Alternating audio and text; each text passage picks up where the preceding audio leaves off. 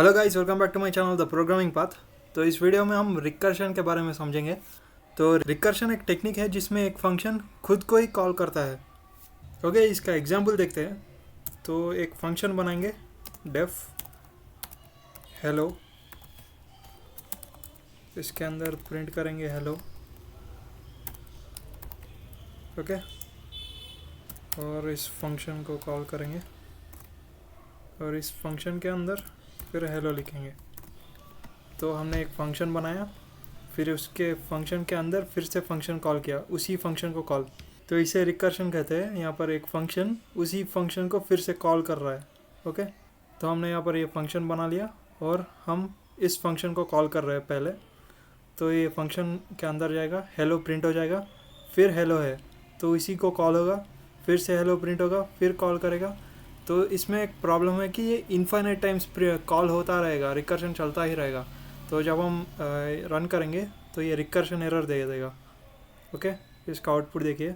तो ये रिकर्शन चलता गया और हेलो प्रिंट होते गए और मैक्सिमम रिकर्शन का डेप्थ एक्सीड हो गया और टर्मिनेट हो गया प्रोग्राम। तो इस तरह से ये इनफाइनाइट टाइम्स कॉल होते गया। तो रिकर्शन में एक बहुत इंपॉर्टेंट चीज़ होती है बेस केस। तो बेस केस एक कंडीशन होती है जो इस रिकर्शन को स्टॉप करने के लिए यूज़ होती है। ओके, तो एक एग्जांपल लेते हैं, def count of n if n equals to 0 return count n minus 1 print n। तो रिकर्शन में दो केसेस होते हैं, एक होती है बेस केस और एक होती है रिकर्सिव केस। बेस केस मतलब एक कंडीशन जो रिकर्शन को रोकने के लिए यूज़ करते हैं। तो यहाँ पर अगर n 0 हो गया तो रिटर्न कर देना। तो ये वाला केस बेस केस होता है जो रिकर्शन को रोकने के लिए यूज़ कर सकते हैं। और रिकर्सिव केस वो होता है जो रिकर्शन को परफॉर्म करती है। ये वाला फंक्शन फिर से फंक्शन को कॉल कर रहा है, उसी फंक्शन को कॉल कर रहा है, तो ये रिकर्शन को परफॉर्म कर रहा है, तो ये रिकर्सिव केस है। ओके, तो इस एग्जांपल से रिकर्शन को समझेंगे। तो जब हम इससे कॉल करेंगे इस फंक्शन को काउंट ऑफ 3, ओके, तो इससे क्या होगा, जब हम 3 को पास करेंगे, पहले ये फर्स्ट फंक्शन कॉल में जाएगा, फिर ये कंडीशन चेक होगा 3 इक्वल टू 0, ये कंडीशन चेक होगा, ये फॉल्स है तो इफ़ कंडीशन में नहीं आएगा, सीधा यहाँ पर आ जाएगा। तो काउंट ऑफ n-1 मतलब 3-1 2 हो जाएगा। तो यहाँ पर फिर से एक फंक्शन कॉल जाएगा, यहाँ प्रिंट तक वो आएगा नहीं, फिर से फंक्शन कॉल चला जाएगा तो 2 पास होगा। ओके, काउंट ऑफ 2, फिर से ये कंडीशन चेक होगा, 2 नॉट इक्वल टू 0 है, इसीलिए फिर से यहाँ आएगा काउंट ऑफ 2-1, काउंट ऑफ 1 जाएगा। ओके, तो 1 जाएगा यहाँ पर, फिर से ये कंडीशन होगा तो फिर से यहाँ आएगा। सो काउंट ऑफ 1-1 मतलब 0। ओके, तो अब काउंट में 0 गया तो 0 इक्वल टू 0 आया, तो ये अब रिटर्न कर देगा ये काउंट ऑफ 0 को। ओके, तो यहाँ पर काउंट ऑफ 0 ने कॉल किया था और एक वैल्यू रिटर्न, मतलब यहाँ पर फंक्शन ये कॉल रुक गया काउंट ऑफ 0 का। तो काउंट ऑफ 0 के पहले काउंट ऑफ 1 था, तो काउंट ऑफ 0 को रिटर्न हो गया। ओके, तो वो काउंट ऑफ 0 रुक गया, तो यहाँ पर काउंट ऑफ 1 रहेगा और काउंट ऑफ 1 के बाद ये वाला लाइन प्रिंट हो जाएगा, तो यहाँ पर 1 प्रिंट हो जाएगा। फिर उसके बाद क्या था, काउंट ऑफ 2 था, फिर 2 प्रिंट हो जाएगा, फिर काउंट ऑफ 3 था, 3 प्रिंट हो जाएगा। तो इस तरह से 1 2 3 प्रिंट हो जाएंगे। ओके, इस तरह से तो रिकर्शन चलती जाती है जहाँ तक बेस कंडीशन स्ट्राइक नहीं होता। ओके, तो बेस कंडीशन लगने के बाद वहाँ से जो कंडीशन से रुका है वहाँ से एक एक फंक्शन को फिर से एग्जीक्यूट करती हुई टॉप फंक्शन तक आती है। ओके, तो ये स्टार्टिंग में कंफ्यूजिंग कॉन्सेप्ट ही लगेगा, ये थोड़े थोड़े प्रैक्टिस करने से ये समझ में आता रहेगा। ओके, इसका फ्लो देखते हैं। तो पहले काउंट ऑफ 3 था, तो काउंट फंक्शन में 3 वैल्यू पास किया पहले।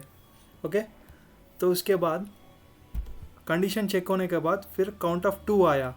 ओके, फंक्शन कॉल पहले आ गया, प्रिंट स्टेटमेंट बाद में था, तो प्रिंट तक वो जाएगा नहीं क्योंकि फंक्शन कॉल पहले ही आ गया, तो काउंट ऑफ 2 फंक्शन कॉल में जाएगा। ओके, फिर काउंट ऑफ 2 के बाद काउंट ऑफ 1 में जाएगा। फिर काउंट ऑफ ज़ीरो में जाएगा। तो काउंट ऑफ ज़ीरो n से मैच हो गया, इसीलिए एक वैल्यू को रिटर्न करके, मतलब कुछ भी नहीं रिटर्न करके, वो फंक्शन का प्रोसेस ख़त्म हो गया। ओके, काउंट ऑफ ज़ीरो का प्रोसेस ख़त्म हो गया। फिर काउंट ऑफ ज़ीरो के बाद फिर वो काउंट ऑफ वन के पास जाएगा। ओके, काउंट ऑफ वन पर रिटर्न करने का कुछ नहीं है, उसका भी काम ख़त्म हो गया, तो डायरेक्टली वो प्रिंट स्टेटमेंट के पास जाएगा, तो वन प्रिंट कर देगा। सो काउंट ऑफ वन का एग्जीक्यूशन भी ख़त्म हो गया। काउंट ऑफ वन के एग्जीक्यूशन के बाद था काउंट ऑफ टू का execution. So count of two का इनर फंक्शंस का एग्जीक्यूशन हो गया, तो नेक्स्ट लाइन क्या था, उसके पास जाएगा, प्रिंट ऑफ टू के पास जाएगा, टू प्रिंट हो जाएगा। Okay, so count of two के ऊपर था काउंट ऑफ थ्री। सो जो भी अंदर के फंक्शन सारे एग्जीक्यूट हो गए, तो नेक्स्ट लाइन क्या है, प्रिंट है, तो काउंट ऑफ थ्री का प्रिंट। ओके, तो ये थ्री प्रिंट हो जाएगा। इस तरह से रिकर्शन का फ्लो होता है। ओके, तो एक और एग्जांपल देखते हैं। तो यहाँ पर इस बार हम ये प्रिंट स्टेटमेंट को पहले लिखेंगे और कॉल को बाद में लिखेंगे। ओके, तो पिछले एग्जांपल में 1 2 3 प्रिंट हुआ था, तो हमने प्रिंट स्टेटमेंट यहाँ पर पहले लिख दिया। तो इससे क्या होगा, पहले 3 इस फंक्शन कॉल में जाएगा, ये कंडीशन चेक होगा, फिर पहले 3 को प्रिंट कर देगा, प्रिंट करने के बाद फंक्शन कॉल जा रहा है। ओके, 3 - 1 2, 2 का फंक्शन कॉल जाएगा, फिर 2 का फंक्शन कॉल ये कंडीशन चेक करेगा, फिर 2 को प्रिंट कर देगा, उसके बाद 2 - 1, 1 का फंक्शन कॉल जाएगा, फिर 1 का कंडीशन चेक होगा, फिर 1 को प्रिंट कर देगा, उसके बाद 1 - 1 0, तभी ये रुक जाएगा फंक्शन। ओके, तो इस तरह से 3 to 1 प्रिंट हो जाएंगे यहाँ पर, इस तरह से। ओके, तो इसका फ्लो भी अच्छे से देखते हैं।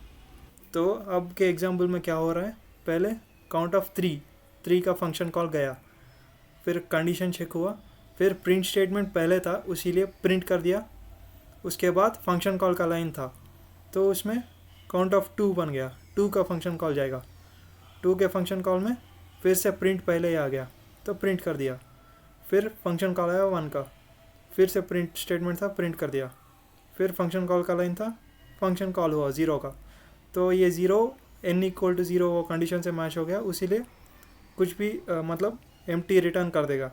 ओके, तो काउंट ऑफ 0 का काम हो गया। काउंट ऑफ 0 के बाद काउंट ऑफ 1 का काम, काउंट ऑफ 1 के बाद और कुछ भी लाइंस नहीं बचे, ये क्योंकि काउंट स्टेटमेंट लास्ट लाइन में है ना, तो कुछ भी लाइंस नहीं बचे, तो इसका भी एग्जीक्यूशन हो गया। फिर काउंट ऑफ 2 में जाएगा, इसके बाद भी कुछ लाइंस नहीं बचे, तो काउंट ऑफ 3 में जाएगा, तो इसके बाद भी कुछ भी लाइंस नहीं बचे, तो प्रोग्राम का काम हो गया, प्रोग्राम टर्मिनेट हो जाएगा। तो इस तरह से ये 3 to 1 इस तरह से प्रिंट हो गए। तो अब एक क्वेश्चन आता है कि जब ये काम हम लूप से कर सकते हैं तो रिकर्शन क्यों? तो सिंपल रिपीटेटिव प्रॉब्लम्स के लिए लूप जनरली ईजियर होता है।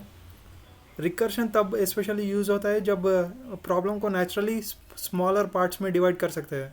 तो ये रिकर्शन एडवांस्ड कॉन्सेप्ट्स में बहुत ज़्यादा यूज़ होता है, जैसे कि एडवांस्ड डीएसए में ट्री ट्रैवर्सल के लिए, ग्राफ प्रॉब्लम्स के लिए, बैक ट्रैकिंग के लिए। ओके, तो ये सब के लिए रिकर्शन बहुत इंपॉर्टेंट होता है, पर आपके लिए इतना बेसिक समझना काफ़ी है। तो ये रिकर्शन का कॉन्सेप्ट पहली बार में थोड़ा कंफ्यूजिंग लगेगा, पर बार बार कोड को स्टेप बाय स्टेप समझने से और प्रैक्टिस करने से ये समझ में आता रहेगा।